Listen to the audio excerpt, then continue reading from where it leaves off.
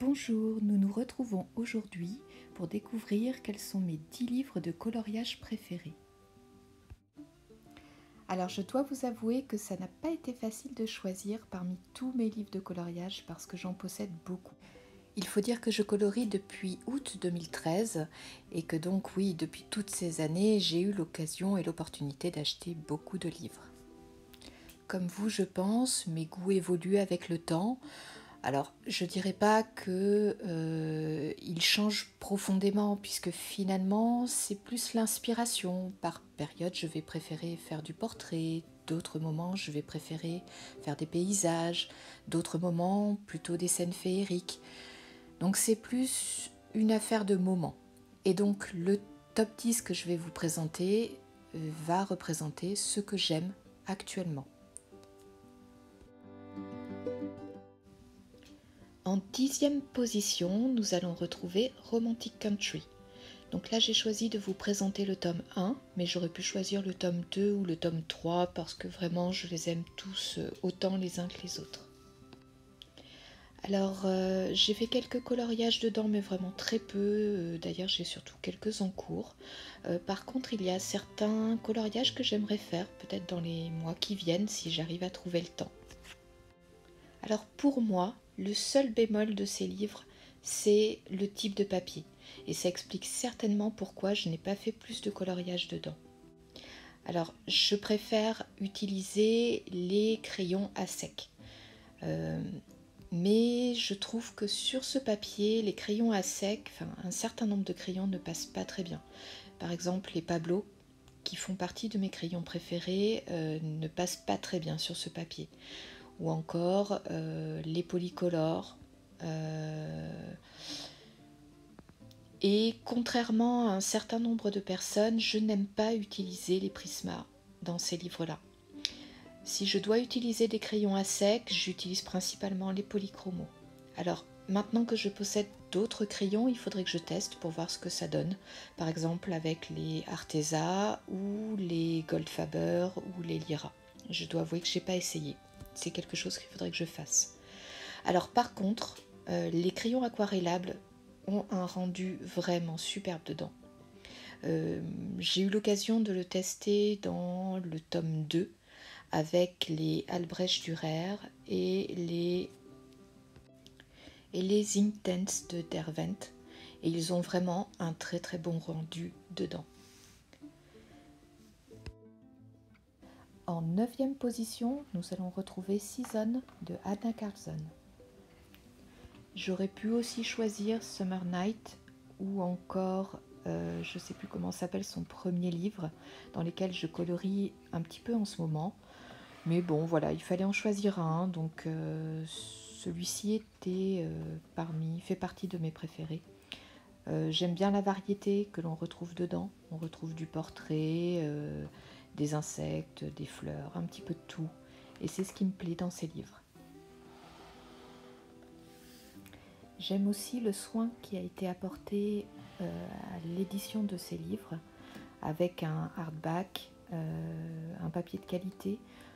Donc me concernant, que ce soit sur l'édition Mus ou l'édition Gibbs Smith ou encore n'importe quelle autre édition, le papier me convient.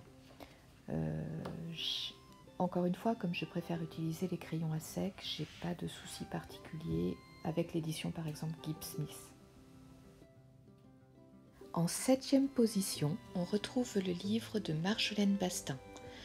Alors c'est un livre sur lequel j'ai eu un coup de cœur quand je l'ai découvert, parce que j'aime vraiment beaucoup les illustrations qui sont dans ce livre.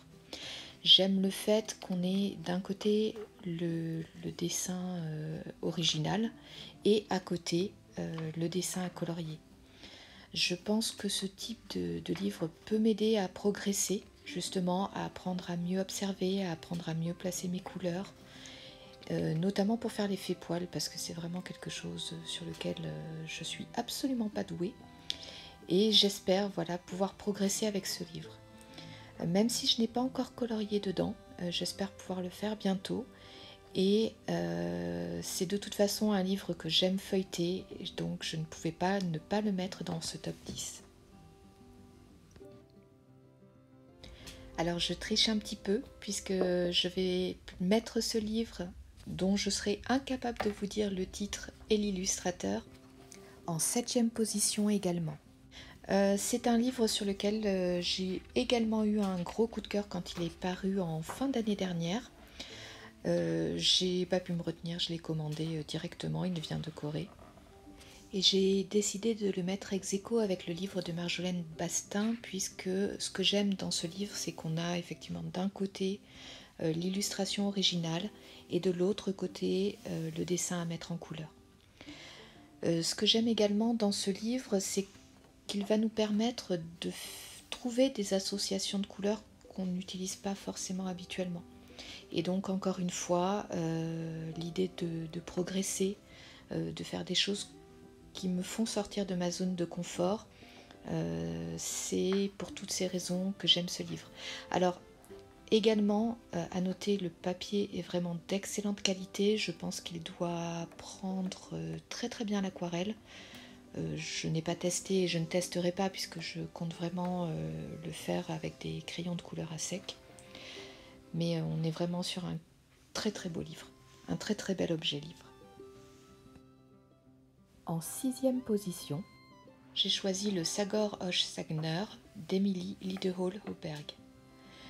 J'aime énormément ce livre, j'adore les illustrations, je trouve que la mise en page est vraiment soignée. Et j'aime voilà, la variété des images, voilà, je le trouve vraiment très très beau. Si j'avais quelque chose à... un petit bémol, c'est tout comme sur Romantic Country, le type de papier qui est utilisé dans ce livre, voilà, c'est pas ce que je préfère pour utiliser mes crayons. Mais les illustrations sont tellement belles que ça ne m'empêchera pas d'aller colorier dedans.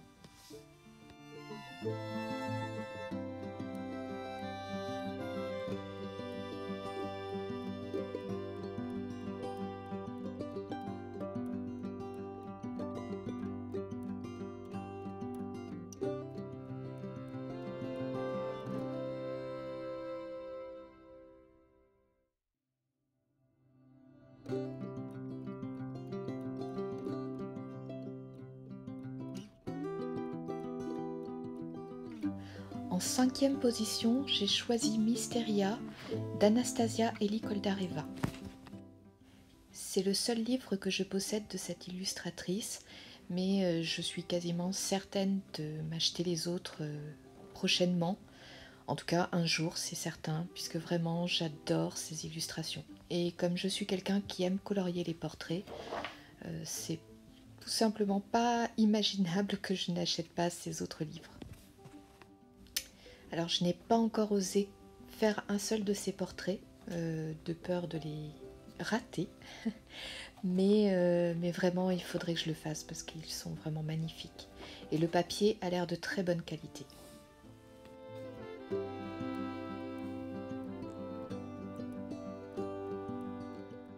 En 4e position, on va retrouver le tome 1 de Forest Girl.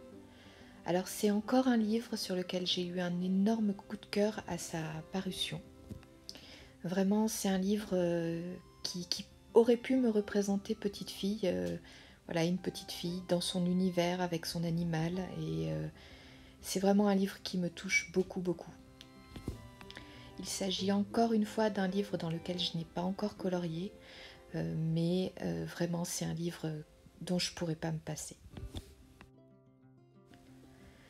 J'aime la qualité du livre, j'aime la beauté des illustrations, le fait qu'on ait également un modèle sur lequel on peut s'appuyer ou pas pour colorier. Vraiment, c'est un très très beau livre.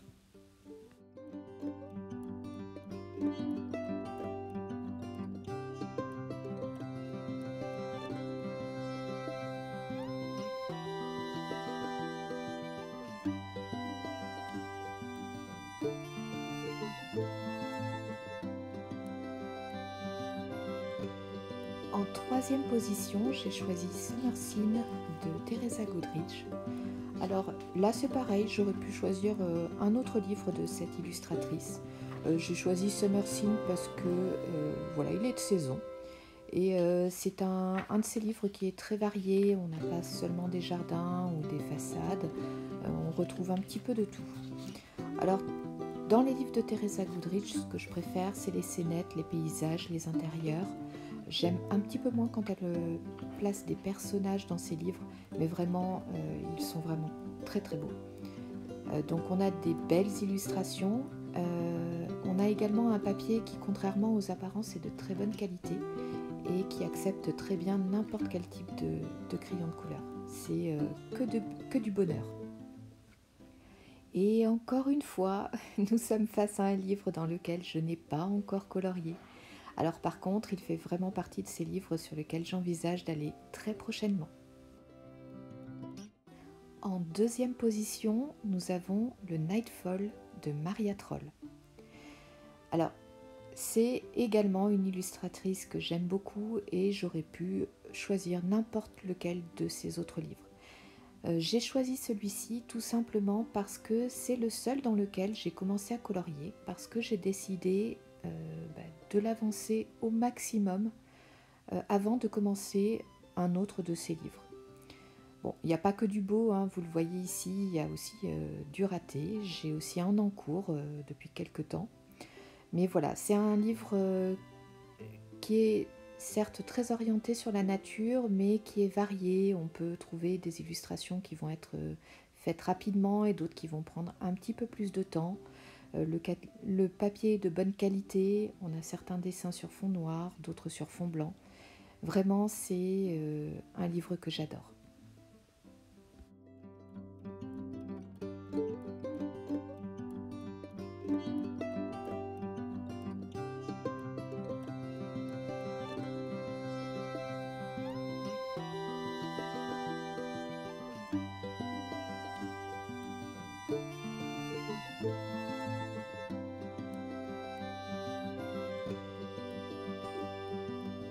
Et en première position, nous allons retrouver Thunderful Enchantment de Klara Markova.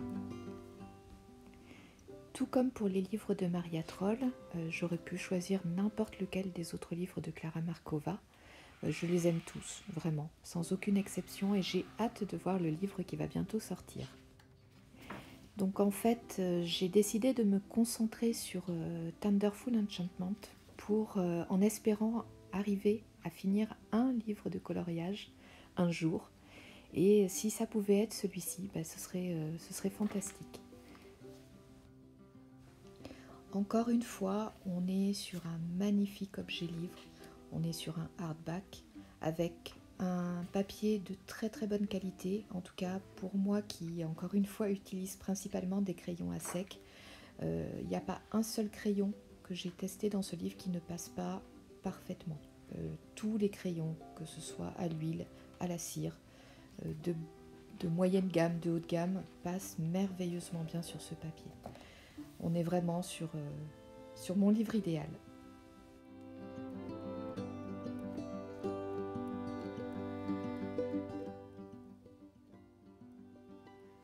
Alors j'ai décidé de profiter de ce top 10 pour vous présenter également quelques livres sur lesquels j'ai hésité et ils auraient très bien pu se retrouver dans ce top.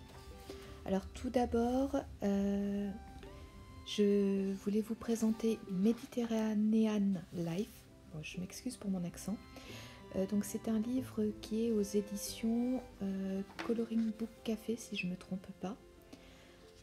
Alors j'adore les illustrations, vraiment. Ce livre me fait rêver. Il est au pied de mon lit en ce moment et je m'imagine à la place de ces femmes qu'on voit sur certaines des illustrations. Et par contre, le gros bémol de ces livres-là, c'est bien sûr la qualité du papier. On est vraiment sur un livre type Amazon et on a un papier qui est vraiment de piètre qualité. Donc si vraiment je voulais mettre en couleur ces images, ce que je n'ai pas fait pour l'instant évidemment, il faudrait que j'arrive à les imprimer sur un papier de bonne qualité.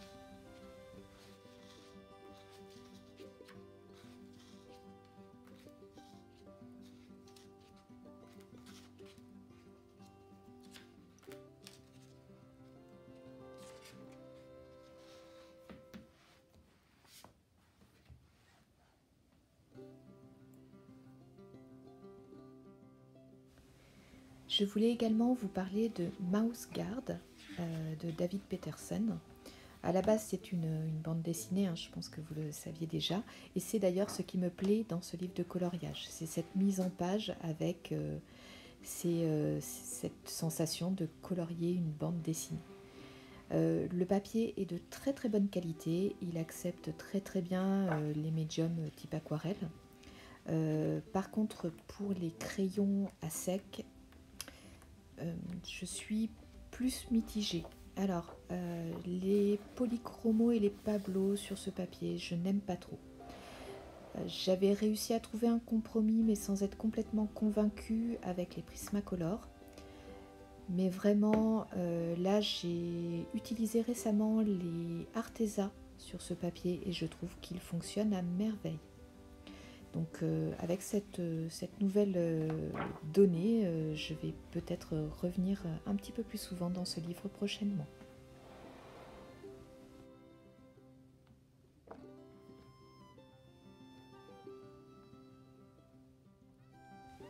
Je voulais également vous présenter ce livre sur les contes de Grimm parce que de la même façon, j'adore les dessins de ce livre. J'aime énormément la présentation, notamment de ce coloriage, de cette illustration. Je les trouve vraiment magnifiques. Encore une fois, le seul bémol, on est sur du papier type Amazon, donc pas sur un papier d'une super belle qualité. Mais c'est vrai que les illustrations sont tellement belles que impossible de ne pas me procurer ce livre.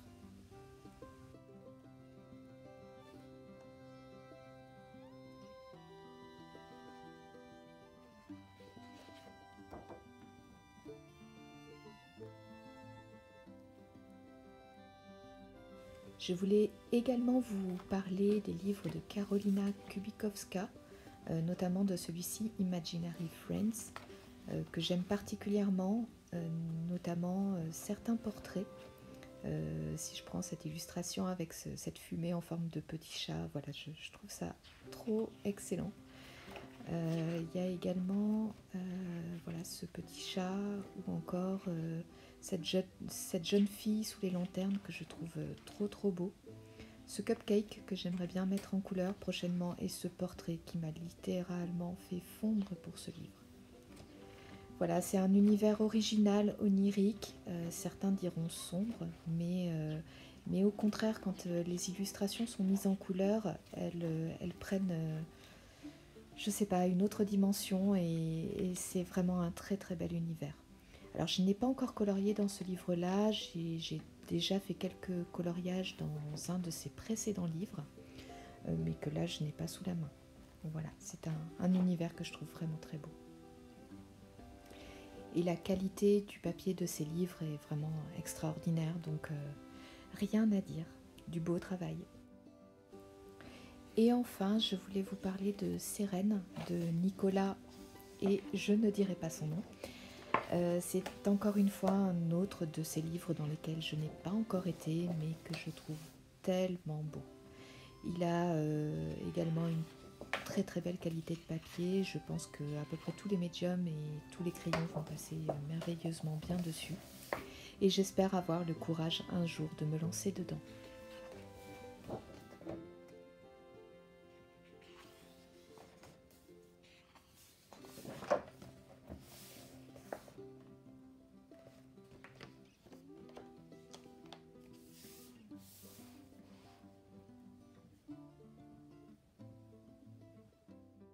Et voilà, cette vidéo va toucher à sa fin.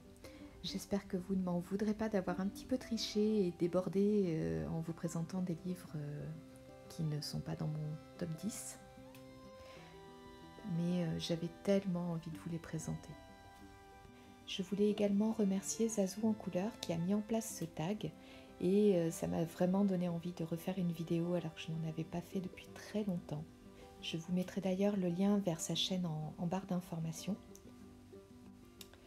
Voilà, je vous remercie de m'avoir suivi et puis j'espère vous retrouver prochainement dans une nouvelle vidéo, qui sait.